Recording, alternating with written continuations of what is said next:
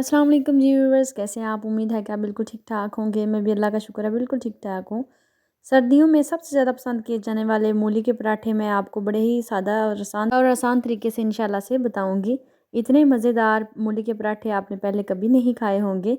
बस आपने चंद चीज़ों को फॉलो करना है और इतने टेस्टी आप मक्खन लगा के मूली वाले पराठे आसानी से घर पे बना सकते हैं। तो करना आपने ये है कि वीडियो को आपने एंड तक वॉच करना है। आपने कोई भी पार्ट स्किप नहीं करना। चलते हैं वीडियो की तरफ। बिस्मिल्लाहिर्रहमानिर्रहीम। जो मेरी बहनें सबसे पहले मूली वाले पराठे फ़र्स्ट टाइम बना रही हैं उनके लिए ये आसान तरीन वीडियो है।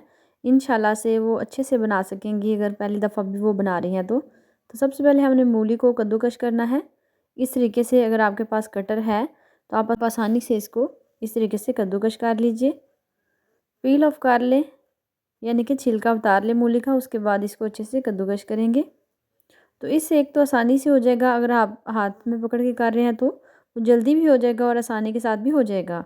तो ये देखिए हमने दोनों मूलियाँ जो हैं उनको कद्दूकश कर लिया है। इनके अंदर काफ़ी ज़्यादा पानी है जो हमें बिल्कुल निकाल देना है। अगर पानी हो तो आपकी मूली वाली रोटी या पराठा अच्छा नहीं बनता। इस वजह से इस पानी को हमने निकाल देना है। इस तरीके से अच्छे से निचोड़ेंगे।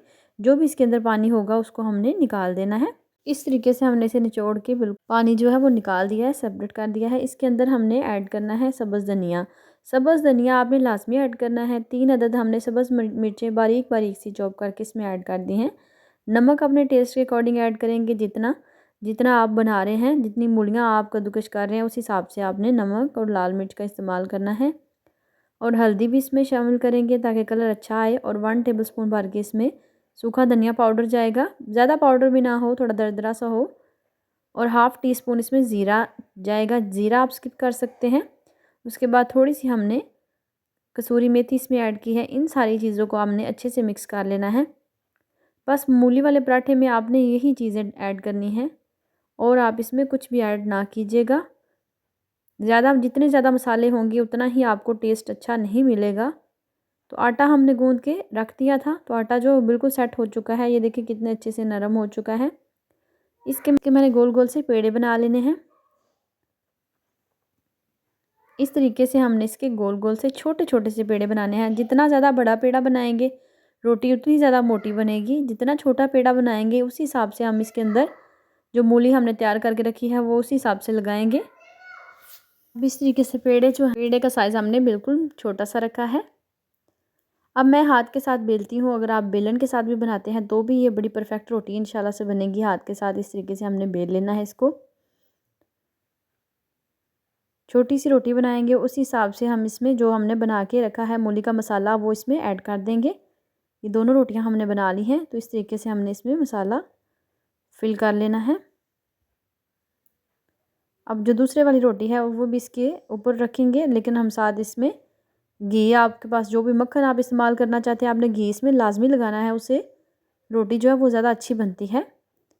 तो हमने रोटी को सारी साइडों से बंद कर लेना है ताकि मसाला जो है वो बाहर ना आए, मूली वाला मसाला। तो इस वजह से हमने रोटी को अच्छे से बंद कर लेना है। और इस तरीके से हमने साइडों से पहले इसे बंद करना है हाथ की मदद से, ताकि मसाला हमारा बिल्कुल भी बाहर ना आए। तो अब बेलन के साथ बनाएंगे तो भी आपने बेलन के साथ इसे बेल लेना है। मैं हाथ के साथ आपको बेल के ये तवे के ऊपर डाल के दिखाती हूँ। अगर कहीं से रोटी थोड़ी बहुत फटे तो कोई इशू नहीं है, मसाला बिल्कुल भी बाहर नहीं आएगा, रोटी बिल्कुल परफेक्ट बनेगी। अब एक साइड जिस साइड से हमने डाली है उसी साइड पे हमने जो ऊपर वाली साइड कुक हो गया उसके अंदर हमने घी ऊपर डाल देना है। आप घी लगाना चाहें, मक्खन में बनाना चाहें, जो भी आप जिस तरीके से बनाएं, इंशाल्लाह से पराठा बिल्कुल परफेक्ट बनेगा। तो ये देखिए कितना अच्छा हमारा पराठा जो है वो बन के तैयार हो चुका है। दोनों साइडों से पकाने के बाद इसके ऊपर हमने मक्खन लगा लेना है। आप मूली वाला पराठा जब भी खाएं तो मक्खन के साथ सर्व करें। यकीन करें आपको इतना मज़ा आएगा कि दोबारा मक्खन के साथ आप इसे बनाएंगे तो ये बिल्कुल